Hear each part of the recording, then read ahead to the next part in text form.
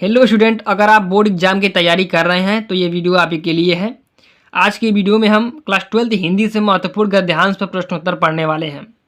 ये गद्यांश आपके board exam में कई बार पूछा गया है, इसलिए बहुत ही इंपॉर्टेंट गद्यांश है। इस गद्यांश से आपका बोर्ड एग्जाम में 10 अंक पक्का होने वाला है। तो वीडियो को अंत तक देखिएगा। चैनल पर नए हैं तो सब्सक्राइब कर लीजिएगा। तो गद्यांश दिया गया है कि कहते हैं दुनिया बड़ी भुलक्कड़ है, केवल उतना ही याद रखती है जितने से उसका स्वार्थ सधता है, बाकी को फेंक कर आगे बढ़ जाती है। शायद अशोक से उसका स्वार्थ नहीं सधा, क्यों उसे वह याद रखती, सारा संसार स्वार्थ का अखाड़ा ही तो है। परीक्षा में इसका ध्यान से 5 प्रश्न पूछे जाते हैं। तो चलिए जान लेते हैं वो कौन कौन से प्रश्न हैं जो परीक्षा में पूछे गए हैं और उनका उत्तर भी जान लेते हैं। प्रश्नोत्तर, प्रत्येक जो प्रश्न होता है 2 नंबर का होता है और 5 प्रश्न होता है, तो कुल आपका 10 अंक का ये होता है। गद्यांश कुल 10 अंकों में आपके पेपर में आता है। दो गद्यांश आता है और एक गद्यांश करना होता है। पहला जो प्रश्न होता है कि उपयुक्त गद्यांश के पाठ और लेखक का नाम लिखिए। पाठ का नाम क्या है? अशोक के फूल। पाठ का नाम है अशोक के फूल। अशोक के फूल। पाठ का नाम है अशोक के फूल। लेखक का नाम बताइए। लेखक का नाम क्या है? अशोक के फूल के लेखक कौन है? आचार्य हजारी प्रसाद द्विवेदी। आचार्य हजारी प्रसाद द्विवेदी अशोक के फूल के लेखक हैं। आचार्य हजारी प्रसाद द्विवेदी अशोक के फूल नामक पाठ के लेखक हैं। तो ये पहला प्रश्न का उत्तर हो गया। अब दूसरा प्रश्न कह रहा है कि रेखांकित अंश की व्याख्या कीजिए। तो यहाँ रेखांकित अंश कितना दिया है कि कहते हैं दुनिया बड़ी भुलक्कड़ है, केवल उतना ही याद रखती है जितने से उसका स्वार्थ सधता है, बाकी को फेंक कर आगे बढ़ जाती है।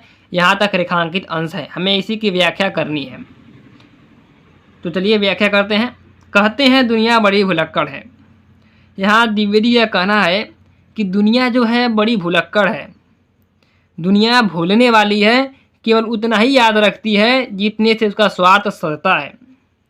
ये दुनिया बड़ी भुलक्कड़ है, दुनिया केवल उतनी ही याद रखती है जितने से उसका स्वार्थ सिद्ध होता है, जितने से उसका काम होता है। ये दुनिया उतना ही केवल याद रखती है, बाकी को फेंक कर आगे बढ़ जाती है, और जितने से उसका काम नहीं होता उसे छोड़ देती है, उसे फेंक देती है। तो इसका आप व्याख्या इस प्रकार लिखेंगे। रेखांकित अंश की व्याख्या। द्विवेदी जी कहते हैं कि द्विवेदी जी कहते हैं कि यह संसार बड़ा स्वार्थी है।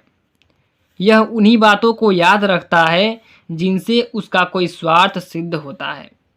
यह उन्हीं वस्तुओं को याद रखता है जो उसके दैनिक जीवन की स्वास्थ्यपूर्ति में सहायता पहुंचाती हैं। बदलते समय की दृष्टि में अनुपयोगी होने से यदि कोई वस्तु उपेक्षित हो जाती है तो यह उसे भुलाकर आगे बढ़ जाती है। इसकी व्याख्या हो गई कि द्विवेदी जी कहते हैं कि यह संसार बड़ा स्वार्थी है। यह उन्हीं बातों को याद रखता है जिनसे उसका स्वार्थ सिद्ध होता है।